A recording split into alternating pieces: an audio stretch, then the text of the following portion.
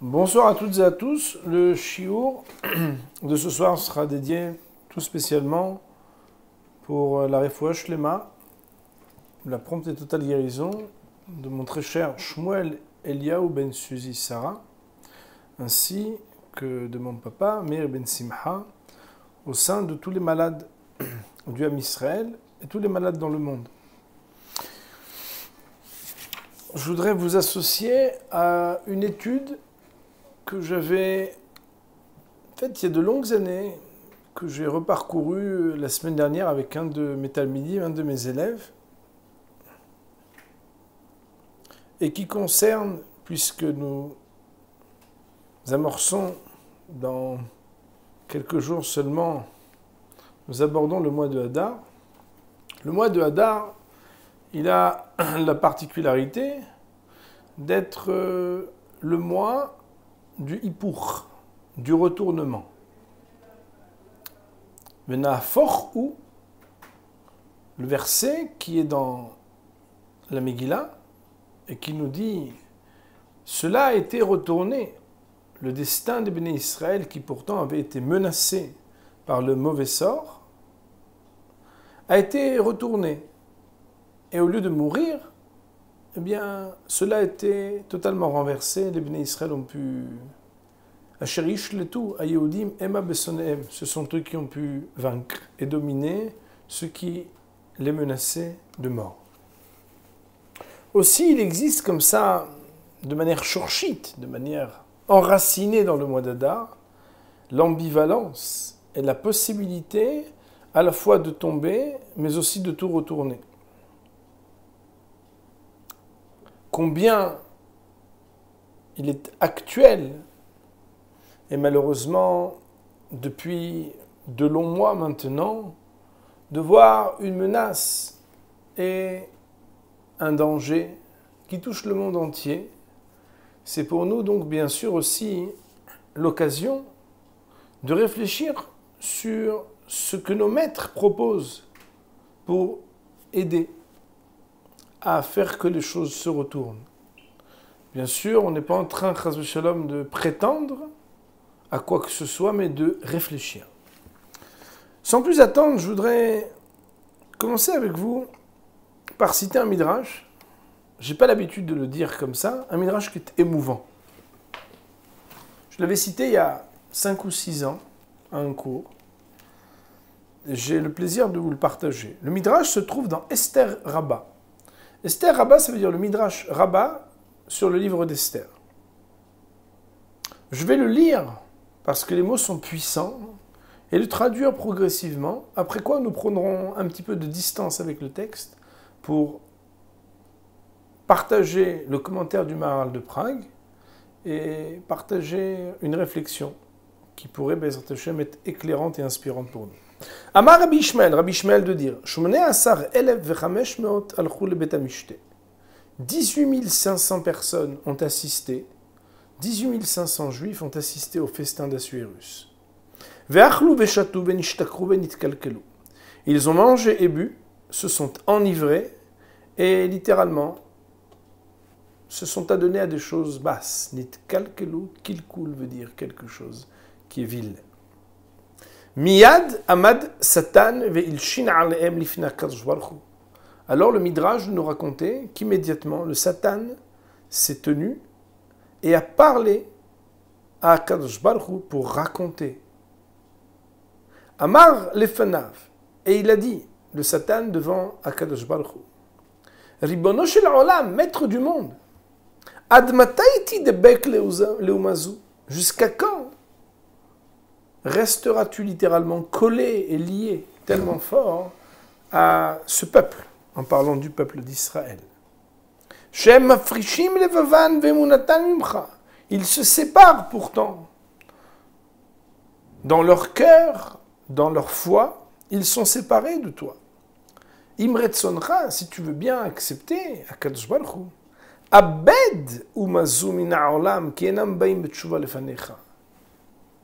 Éradique, fait perdre cette Ouma, ce peuple, car ils ne font pas teshuva. Et nous dit le Midrash, écoutez bien mon révérend Botaï, c'est un Midrash assez inédit et très émouvant. Be'ota sha'a amar HaKadosh Baruch Hu. Alors à ce moment-là, HaKadosh Baruch Hu de dire Lama li uma shebishvila irbeti otot hayom oftai. Pourquoi garderai-je et est-ce que je protégerai ce peuple pour lequel j'ai fait tellement de miracles?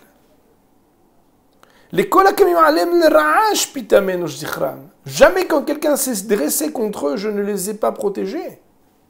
Alors Akash Baruch Hu a dit au Satan, Aveli Megillah v'chtov ala kelaya. Amène-moi donc un parchemin que j'écrive que ce peuple sera détruit. À ce moment-là, le Satan est allé et a apporté à Akadosh Baruch Hu, le maître du monde, un parchemin. Vekatav alea. Et Hachem a écrit là-bas, il a écrit un décret d'anéantissement du peuple d'Israël à cause de ce qui s'était passé. Be'ota sha'a, à ce moment-là, Ratz Eliyahu zachor letov bebehala, etzel avot ha'olam ve'etzel Moshe ben Amram. À ce moment-là, Eliyahu, de souvenir béni, a couru avec précipitation pour aller voir les Avot, Avraham, Yitzhak et Yaakov, et pour aller voir Moshe Rabbeinu. Dans le déroulement du Midrash, nous verrons que ce sont deux étapes successives. Et le Rav Friedlander, duquel notre commentaire est inspiré ce soir, et qui est l'élève du Rav Dessler, auteur de Siftei Chaim, nous dit que c'est comme si Eliyahu a compris qu'il fallait taper très haut et très fort pour pouvoir enlever un décret pareil. Il leur a dit, Eliyahu Hanavi, aux Avot HaKadoshim, aux patriarches, Avraham, Yitzhak et Yaakov et à Moshe Rabbeinu, Ad matai avot ha'olam redumim b'shena. Jusqu'à quand les patriarches vont être littéralement endormis dans un sommeil?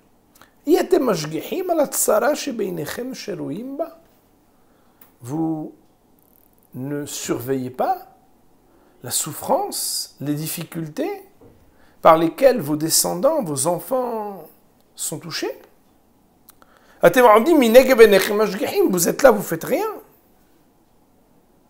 Alors, Avraham, Yitzhak et Yaakov ont répondu et ont dit, mais pourquoi est-ce qu'ils sont punis d'un décret d'anéantissement? Eliyahu de répondre,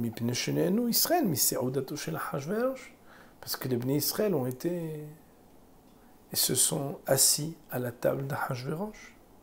Et à cause de ça, la Gemara nous dit dans Megillah que lorsque, dans les ambiances d'Achashverosh, on boit, on ne parle pas les mêmes paroles que lorsque le Shabbat, des Bnei Israël boivent du vin. Chez les uns, on parle de Divrei Torah. Chez les autres, on parle de choses qui sont des choses. La Gemara dit là-bas qu'on va commencer à parler des femmes. On va avoir de la légèreté.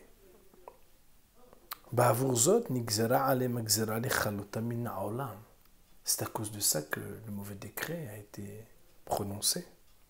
Alors, Avraham, Yitzhak et Yaakov de répondre. Si jamais ils ont transgressé, et que le décret a été signé, qu'est-ce qu'on peut faire? Avraham, Yitzhak et Yaakov de dire, mais qu'est-ce que tu attends de nous? Ils ont fauté. On ne peut rien faire. Le décret est décrété. Hazar Eliyahu ve'amar le Moshe.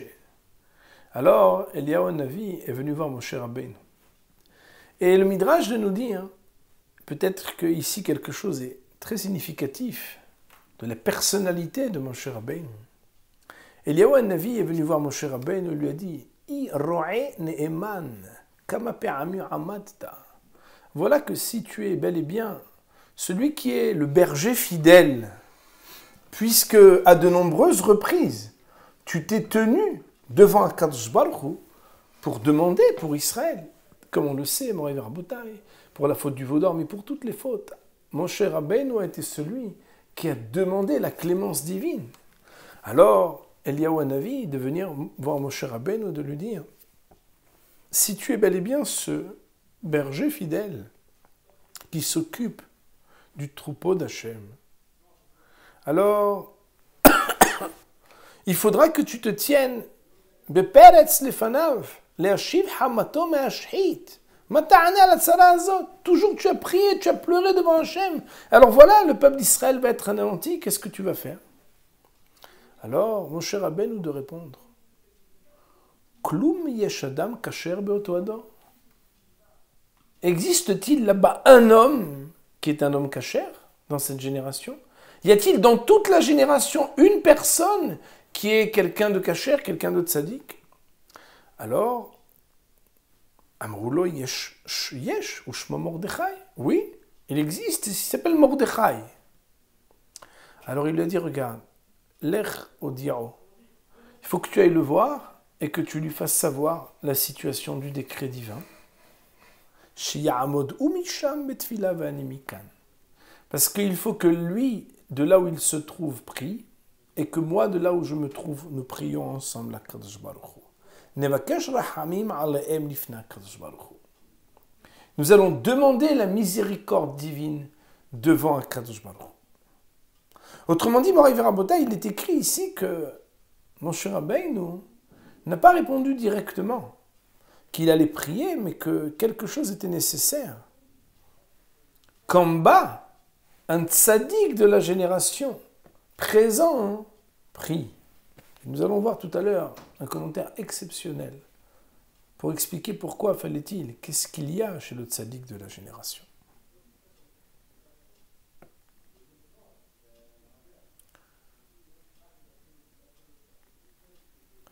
Le texte du Midrash continue et nous dit, mais il y a quelque chose que je ne comprends pas.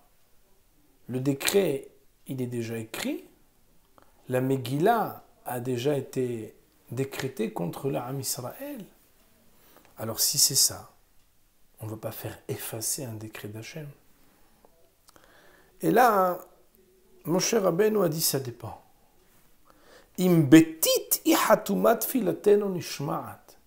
Si c'est avec de la boue que cette Megillah est écrite, notre prière pourra être écoutée. Im bedam nihtema. Mais si elle a été écrite avec du sang, alors là, Mashéaya, ou ce qui a été restera, et nous ne pourrons rien faire. Eliyahu Hanavi, comme si dans le Midrash il vérifiait la nature de l'écriture de cette Megillah, de décret écrite par Akadosh Baruch Hu, pour littéralement détruire, éliminer le Am Israël à cause de sa faute. Amar lo betit hatuma. Il dit qu'elle a été signée avec de la boue. Ça n'a pas été écrit. Le sceau n'est pas avec le sang, mais avec la boue. Amar le Moshe Rabbeinu, lech lo di ale Mordechai. Moshe a dit à Eliyahu Hanavi, alors tu peux aller voir Mordechai, tu peux lui dire qu'on va prier. C'est comme ça qu'il a été.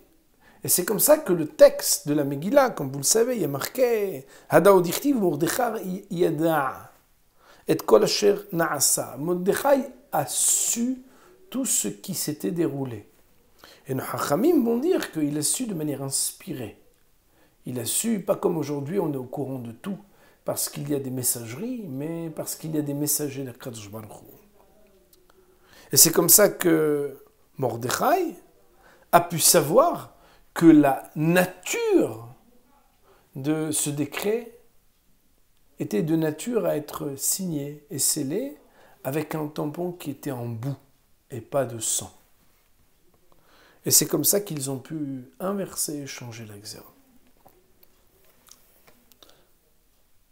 La partie la plus émouvante de ce Midrash, qui est long, et pour l'instant nous ne l'avons pas interrogé, mais nous l'avons cité, est la partie qui suit Moraï Verabota. Et d'ailleurs, tout à l'heure je disais à quelqu'un que j'ai reçu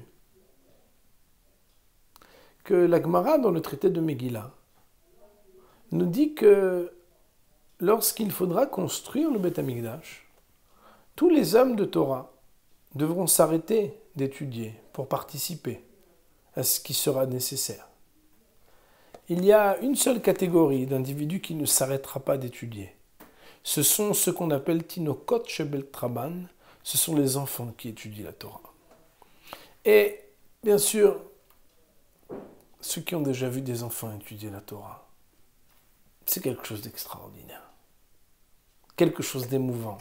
Peut-être même c'est quelque chose qui est indescriptible, ce sentiment de voir des enfants qui abordent avec pureté la parole pure de la Torah. Le Midrash nous raconte, écoutez bien les mots,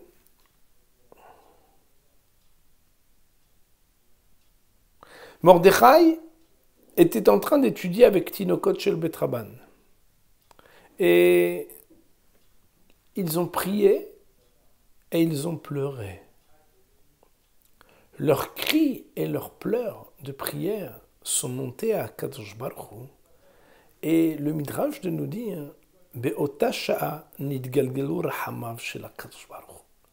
À ce moment-là, la miséricorde a pris le dessus. Comme si on pourrait dire HaKadosh Baruch Hu a craqué. En empruntant une expression, bien évidemment.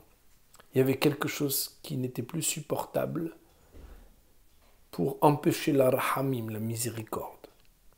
Amad mikisedin veyashav bekise rahamim. Et alors HaKadosh Baruch Hu s'est levé de sur le trône de la rigueur et s'est installé sur le trône de la miséricorde. Hachem a dit Ma kol gadol hazeh shani shomea kegdaim uktlaim. Quelle est cette grande voix que j'entends? On dirait des agneaux, on dirait des veaux. Moshe Rabbeinu de dire à Hachem, Ribono shel olam, ce ne sont pas des agneaux. Et l'aktane amecha Hashem shruim beta'anit hayom shlosha yamim veshalosh lelot. Mais ce sont les enfants de ton peuple qui depuis 3 jours et 3 nuits n'ont pas mangé.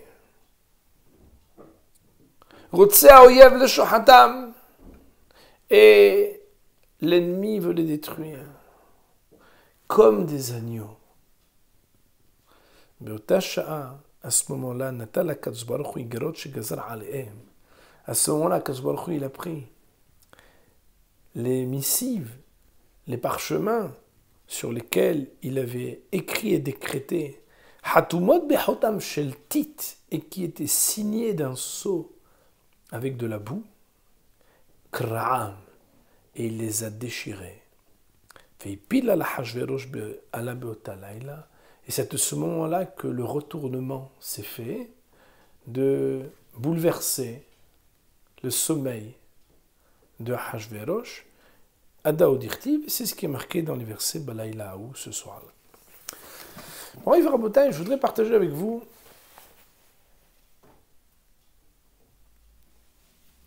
les enseignements du Maharal de Prague et plus proche de nous dans l'histoire du Rav Chaim Friedlander sur ce midrash extraordinaire.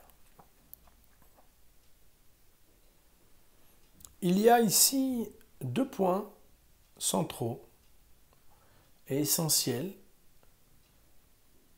qui sont cités dans le midrash et qui sont des clés qui nous permettent d'ouvrir les portes du ciel et les portes de la miséricorde.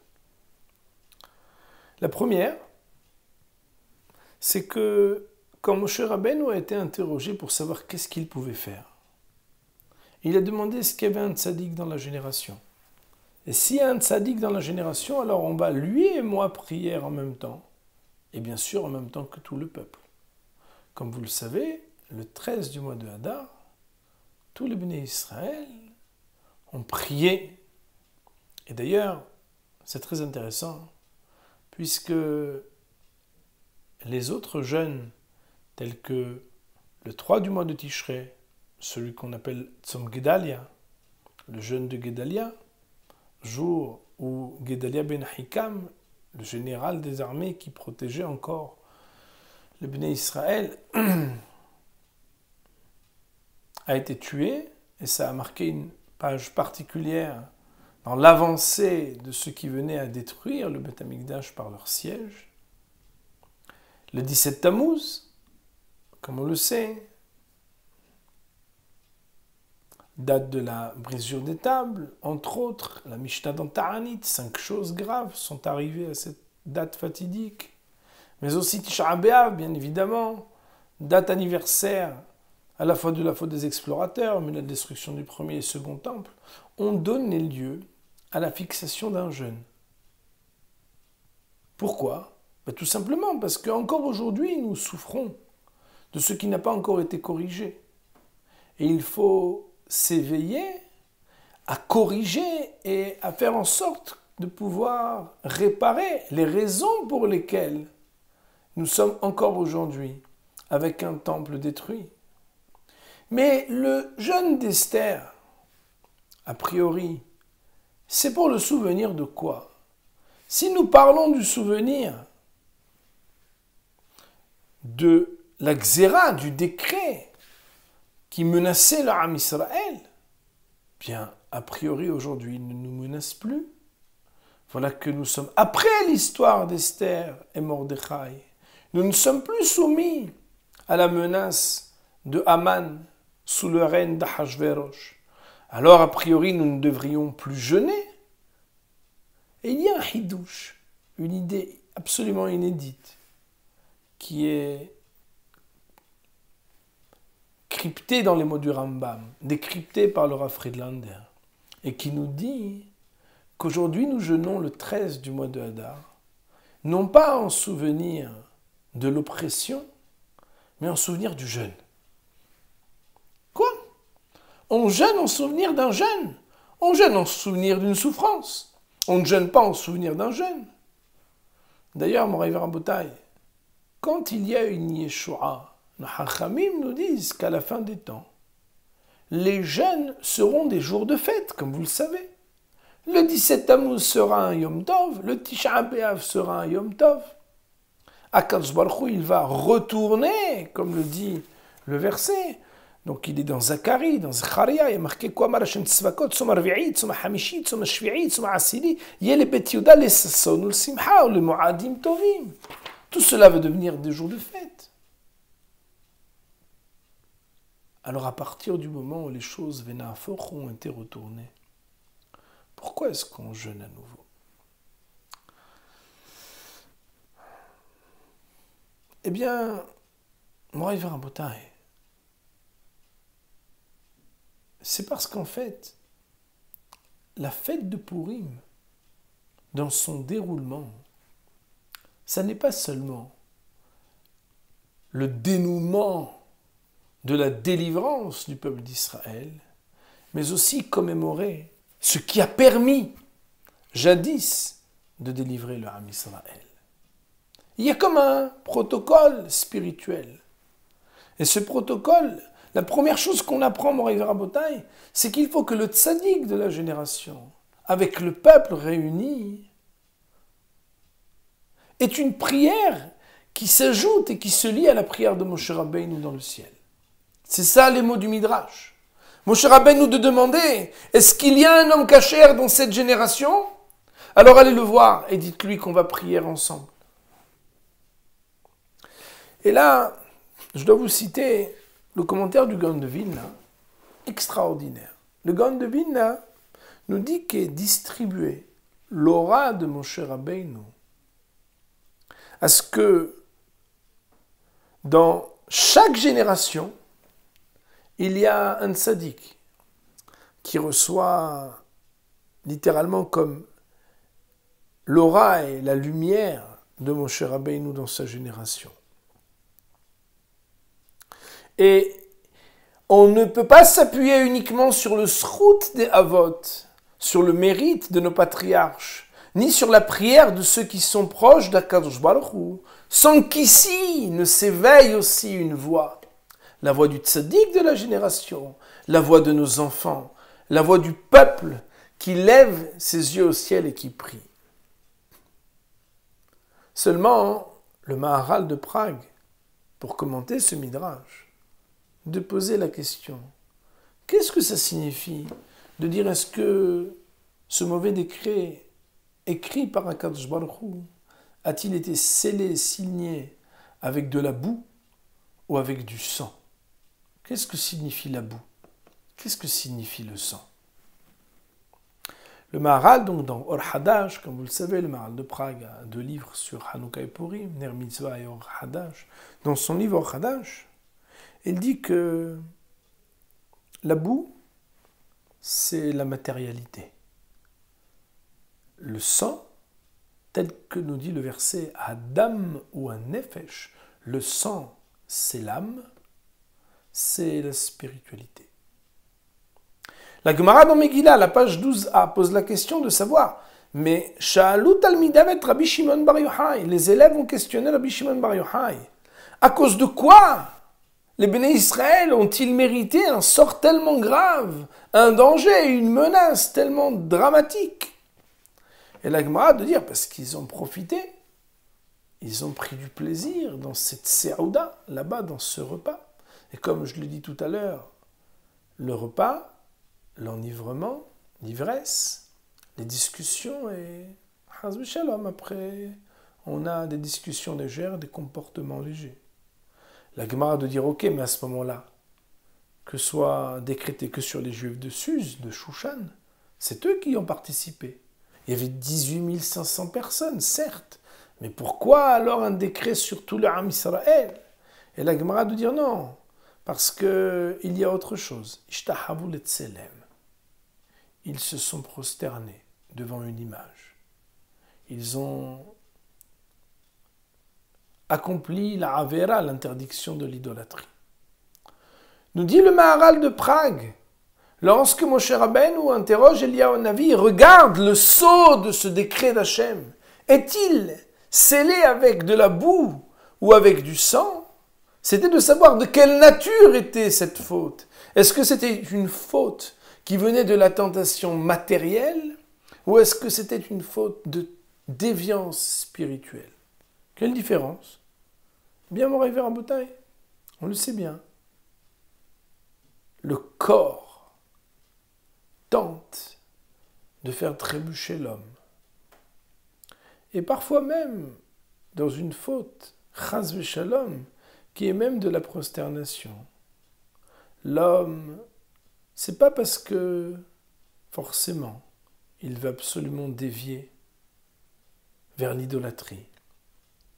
Parfois, c'est par la tentation de ne pas vouloir mourir, mais pas chas v'shalom parce qu'il veut dévier. Est-ce que le sceau est de boue ou de sang? Est-ce que le Ham Israël, cette signature, révèle qu'ils ont fauté parce que c'était dur pour eux ou parce qu'ils y ont été francs? Chas v'shalom, franchement, pour dévier, comme des hérétiques, se détacher de la foi d'Akadosh Baruch Hu. C'est ainsi que le Maharal explique que lorsque la réponse d'Eliyahu Navi à Moshe Rabbeinu fut de dire que le sceau de cette Megillah, de ce décret, de ce parchemin signé par Hachem, était signé avec de la boue, il a dit alors là on peut agir. On arrive en bataille. Meyutar lomar. Il n'est pas nécessaire de dire qu'aujourd'hui, le monde est remis en question. Et pas seulement le monde juif. L'équilibre, on pourrait dire, de 127 pays est remis en question.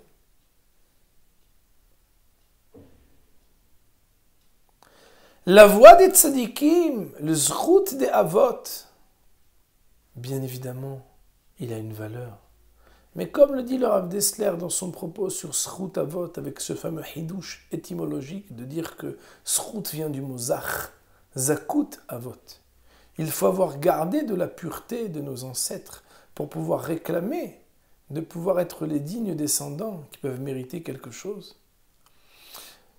Vous savez, il y a une petite blague qui dit qu'une fois quelqu'un est rentré dans un restaurant en Israël et puis il a dit bonjour, c'est kasher ici?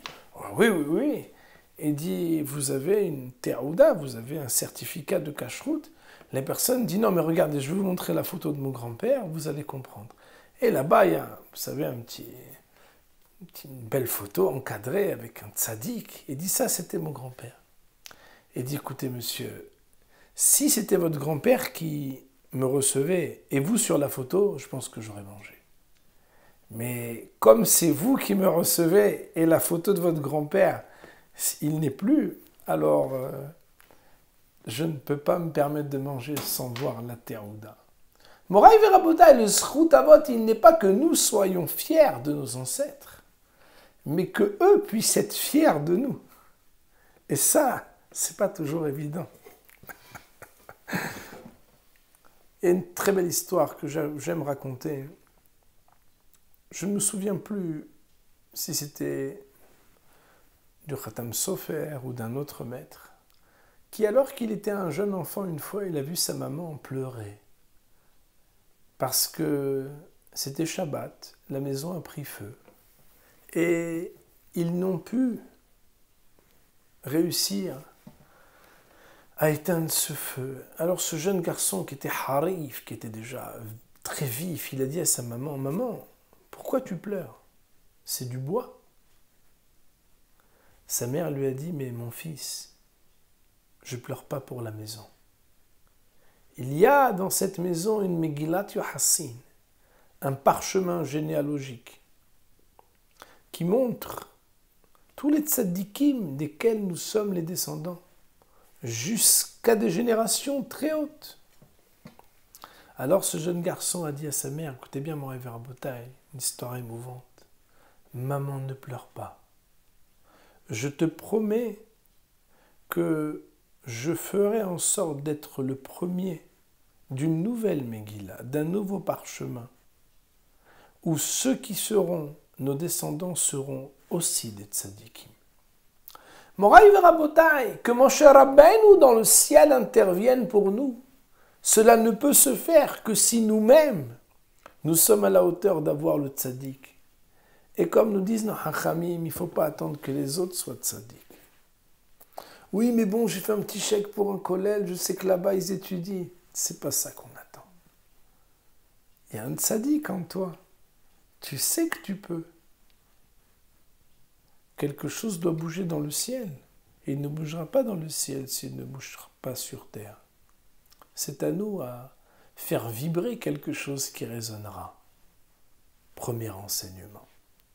Deuxième enseignement, Moraï Verabotai, c'est que les mauvais décrets, lorsqu'ils sont parce que nous sommes tentés, nous sommes fragiles, nous nous laissons aller parce que c'est difficile, il est encore possible d'annuler les décrets.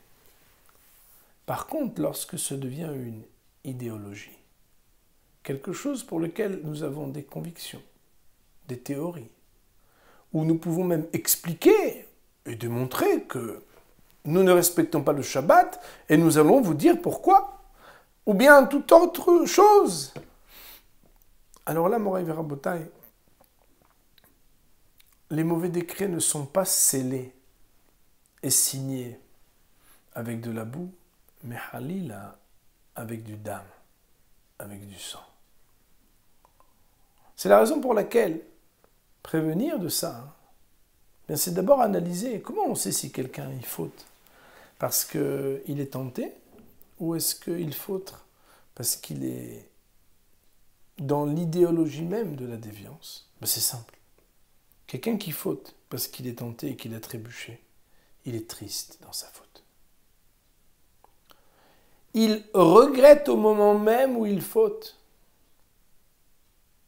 Il ne se sent pas vraiment bien avec ce qu'il fait. Celui qui, lorsqu'il faute, il est bien. Il est heureux. Il sourit. Il est chalem. Il se sent intègre. Alors lui, il a fauté d'une faute qui vient du nefesh, une faute spirituelle. Comment ne pas fauter en étant convaincu que la faute est le bon chemin? Ben c'est simple. Il faut apprendre quelle est la vérité. Nous avons un cadeau formidable. D'ailleurs, j'ai parlé avec un ami Rav la semaine dernière. Et je lui ai dit, alors comment tu fais pour enseigner? Il m'a dit, Gamzoum les Torah. Heureusement, aujourd'hui, nous avons un accès à la Torah comme peut-être jamais nous n'avons eu.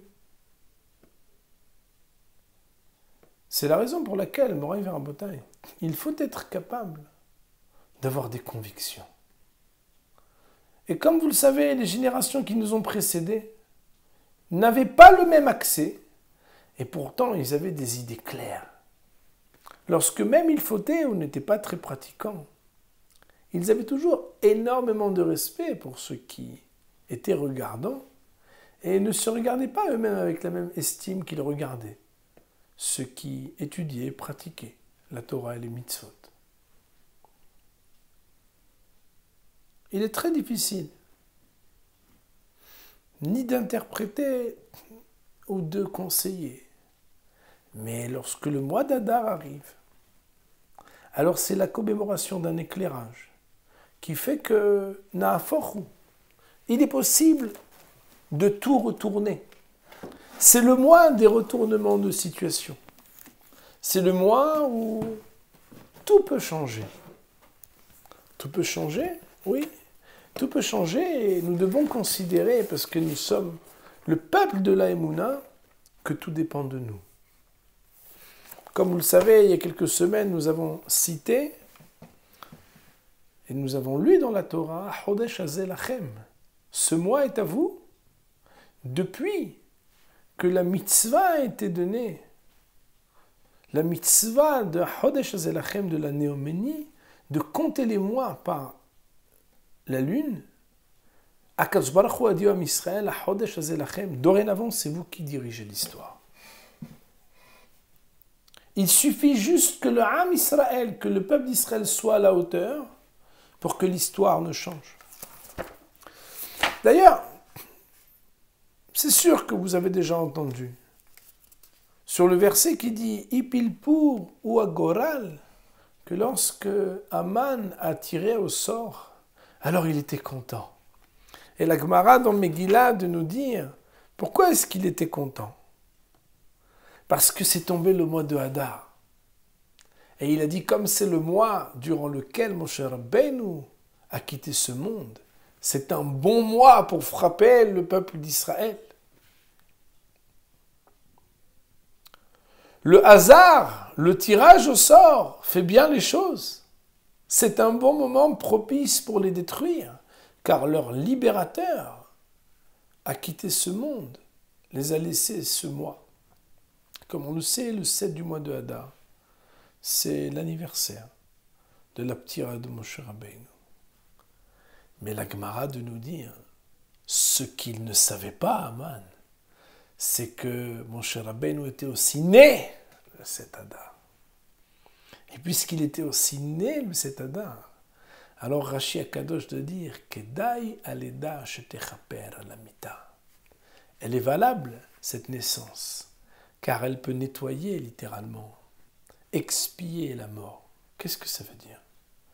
Le mois d'Adar, c'est le moment qui arrive, dans quoi, 1 ou 2 jours, qui est le moment du retournement. Le retournement, ça veut dire que dans le ciel, tout peut être renversé. D'ailleurs, c'est aussi le moment où tout a été quelque part renversé l'an dernier. Moraï Verabotai. Qu'est-ce qu'on est capable de faire? S'inspirer des paroles de Hazal n'est pas de demander à nos avot, Avraham, Yitzhak, Yaakov et Moshe Rabbeinu d'intervenir pour nous. Car la réponse, elle est marquée dans le Midrash. Moshe Rabbeinu de dire, y a-t-il un tzaddik dans cette génération? Où est ce tzaddik? Qu'est-ce qui a fait qu'Akadosh Baruch Hu, sa miséricorde, devienne trop forte et qu'ils doivent se révéler par sa miséricorde? La voix des enfants d'Israël, qui prient, qui pleurent, qui jeûnent, qui se disent « nous devons être les tzadikim ». Seulement, bien sûr, cela a une condition essentielle. C'est absolument de ne jamais être heureux de fauter. Mais quand bien même, le verset qui dit « Enish tzadik ba'aretz asher ya'aseh atov velo yecheta » il n'existe pas d'homme tzadik sur terre qui ne fasse que le bien et ne faute pas. C'est vrai, mais à quoi on ressemble quand on faute? On est heureux de fauter ou triste de fauter? Si nous voulons être sûrs de pouvoir considérer que les décrets ne seront jamais signés et scellés par Akadosh Baruch Hu sur un parchemin avec un hotemet, une signature de sang, mais la pire serait uniquement au maximum une signature de boue, il faut être capable de ne jamais s'approcher d'une déviance qui est une déviance d'esprit, mais au maximum d'avoir une déviance qui est une déviance du corps, ça veut dire une tentation à laquelle il a été difficile de ne pas trébucher et pour laquelle au moment même, comme nous le savons et comme nous l'avons déjà tous expérimenté, quand quelqu'un faute à cause d'une faute de la tentation, il est triste et regrette au moment même où il faute. Que ces paroles soient inspirantes pour nous, pour tout l'âme Israël, et que nous soyons capables, grâce à ces grands secrets que sont la prière coordonnée entre les tzadikim qui sont ici et bas et les avot akdoshim qui sont là-haut, avec le fait de savoir rester triste de la faute, d'être ceux qui fautent parce que il y a de la boue. Notre nature inhérente, à la nature humaine, il y a le corps, il y a ce qui nous tire vers le bas. Être capable de s'en lamenter, de prier à Kadosh Baruch Hu, de commémorer le jeûne en priant à Hachem et en essayant de devenir un peu plus tzaddik, alors que très bientôt, comme nous dit le verset dans Zacharie, que Kadosh Baruch Hu fasse que Koamar Hachem tzvakot, tzom ha-revi'i, tzom ha-hamishi, tzom ha-sheli'i, tzom ha-asiri, que tous les jeunes, et que Be'ezrat Hachem, y compris ce mois de Hadar que nous allons commencer, que nous puissions, Béhémet, retrouver des moments de fête, des moments de joie, des moments de réunion, et que très bientôt nous entendions la voix du Libérateur, Bimé Rabbi Ameno. Amen.